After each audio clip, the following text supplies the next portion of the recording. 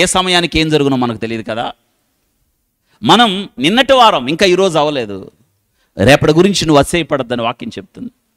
కాబట్టి ఒక సంఘటన నీ ప్రక్కన జరిగినప్పుడు, ఒక వ్యక్తి బాధించబడుతున్నప్పుడు, ఒక వ్యక్తి శ్రమల గుండా వెళ్తున్నప్పుడు, ఒక వ్యక్తి తీవ్రంగా నష్టపోతున్నప్పుడు, ఒకదాని తర్వాత ఒకటి వాళ్ళ ఇంట్లో కష్టాలు ఎదురైనప్పుడు, లేదా చుట్టుపక్కల పరిస్థితుల్లో తల్లడిల్లుతున్నప్పుడు వారిని మీరు తీర్పు తీర్చకండి.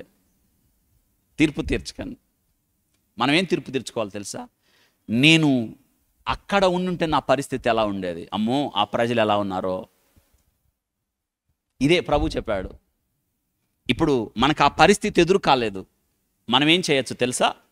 వారి భారాన్ని భరించాలి. ఎలాగా? వారిని మనం జ్ఞాపకం చేసుకోవాలి. బంధకములలో, కష్టాల్లో, బాధల్లో ఉన్న వారిని ఏం చేసుకోవాలి? మనం చెప్పండి, ఏం చేయాలి? జ్ఞాపకం చేసుకోవాలి. ఇది ప్రభు చెప్తున్నాడు. మీరు తీర్పు తీర్చొద్దు, భారాన్ని భరించండి.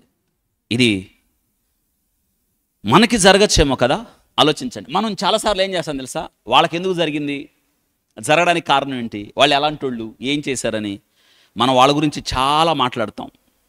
వింటున్నారా? ఒక వ్యక్తి జీవితాన్ని ఎలా కొనసాగించాలో, ఒక వ్యక్తి జీవితాన్ని ఎలా ముగించాలో అన్నది ఎవరిష్టం? ఆయనకి సంపూర్ణ స్వేచ్ఛ ఉంది. గుర్తుపెట్టుకోవాలి. ఇదేనా విజయవాడలో ముంచెత్తిన వరదలు, ఆకస్మిక సంఘటన. వింటున్నారా? చాలామంది చనిపోయారు, చాలామంది.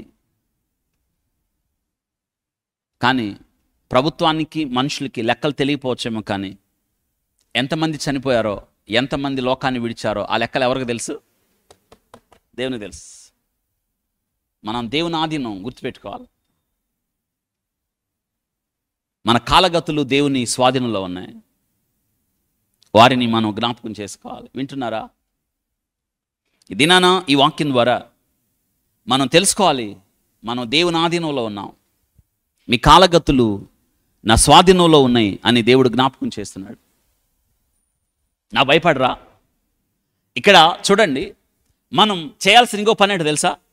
ఇటువంటి సంఘటనలు జరిగినప్పుడు యేసుక్రీస్తు ప్రభు చూడండి, ఎక్కడ బాధ ఉంటే అక్కడికి వెళ్ళేవాడు, ఎక్కడ దుఃఖం ఉంటే అక్కడికి వెళ్ళేవాడు, ఎక్కడ విపత్కరమైన పరిస్థితులు ఉంటే అక్కడికి వెళ్ళేవాడు, ఎవరైతే శ్రమల్లో ఉన్నారో అక్కడికి వెళ్ళేవాడు, ఎవరైతే దిక్కు లేకుండా పడి ఉన్నాడో అక్కడికి వెళ్ళేవాడు. మనం ఆ పని చేయాలి.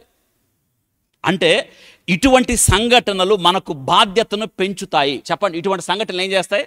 మన బాధ్యతను పెంచుతాయి. ఇది క్రీస్తు ప్రేమ ప్రత్యేకంగా చూపించడానికి మంచి అవకాశం.